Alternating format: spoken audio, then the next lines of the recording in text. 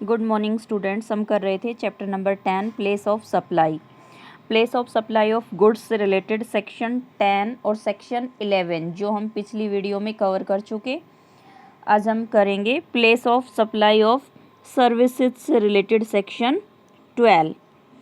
अब देखिए सेक्शन 12 क्या कहता है कि place of supply of services where the location of supplier and the recipient is in India means service provider and service recipient both located in India,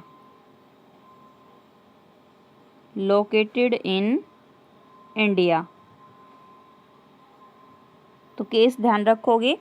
section 12 हमें information देगा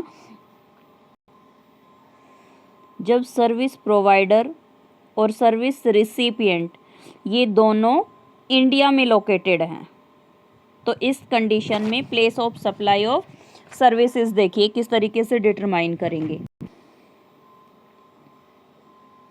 हाँ जी, section 12 के according place of supply of services को determine करने के लिए section 12 apply होगा जब location of supplier of services and location of the recipient of services is in India. This provision can be divide into 2 parts. ठीक है, first part में general rule पे बात करेंगे और सेकंड में specific rule for different situation के लिए। तो जनरल रूल सेक्शन 12 के सबसेक्शन 2 में प्रिस्क्राइब हैं, जबकि जो स्पेसिफिक रूल है वो सेक्शन 12 के सबसेक्शन 3 to 14 में प्रिस्क्राइब है। अब देखिए जो जनरल रूल है ये कब अप्लीकेबल होगा?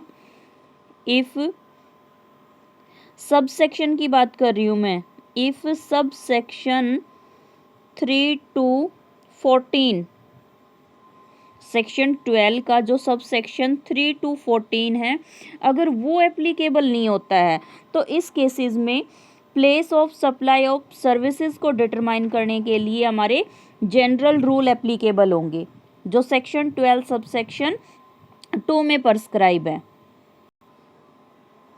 अब देखो सेक्शन 12 सब सेक्शन 2 की डिटेल से पहले आप यहाँ पे ये समझिए, SR मीन्स सर्विस रिसिपिएंट, हम बार बार यूज करेंगे तो आप ध्यान रखोगे।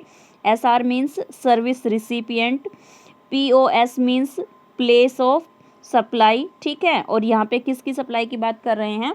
सर्विसेज की। SP मीन्स सर्विस प्रोवाइडर यानी कि सप्लायर। अब देखिए सेक्शन 12 सब सेक्शन 2 क्या कहता है, जो किससे रिलेटेड है? हमारा जनरल रूल से रिलेटेड है। Service recipient, if service recipient is registered, यानी कि सबसे पहले ये चेक करेंगे जिस पर्सन को सर्विस प्रोवाइड करा रहे हैं, यानी कि जो सर्विस रिसिपिएंट है वो रजिस्टर्ड है या अनरजिस्टर्ड। तो मान लेते हैं कि जो सर्विस रिसिपिएंट है वो रजिस्टर्ड है। ठीक है, तो ऐसे में जो प्लेस ऑफ सप्लाई है वो सर्विस रिसिपिएंट की लोकेशन होगी। हाँ जी, सेकंड सिचुएशन क्या हो सकती है? अगर सर्विस रिसिपिएंट अनरजिस्टर्ड है, मीन्स वो रजिस्टर्ड नहीं है। ठीक है, तो इस कंडीशन में सबसे पहले क्या चेक करेंगे? सर्विस रिसिपिएंट का जो एड्रेस है क्या उसका रिकॉर्ड अवेलेबल है सप्लायर के पास? भाई 2 कंडीशन हो सकती है, या तो सप्लायर के पास उसका जो एड्रेस का रिकॉर्ड है वो अवेलेबल होगा यानी कि यस, या उसके पास अवेलेबल नहीं होगा। तो अगर सप्लायर के पास सर्विस रिसिपिएंट का एड्रेस का रिकॉर्ड अवेलेबल है तो इस कंडीशन में जो प्लेस ऑफ सप्लाई है वो सर्विस रिसिपिएंट की जो लोकेशन है वही प्लेस ऑफ सप्लाई होगी। और अगर सप्लायर के पास सर्विस रिसिपिएंट के एड्रेस का रिकॉर्ड अवेलेबल नहीं है, ठीक है, तो इस कंडीशन में जो प्लेस ऑफ सप्लाई है वो सर्विस प्रोवाइडर की लोकेशन होगी। ध्यान रखेंगे, सर्विस प्रोवाइडर मतलब सप्लायर की जो लोकेशन होगी ना वही प्लेस ऑफ सप्लाई माना जाएगा।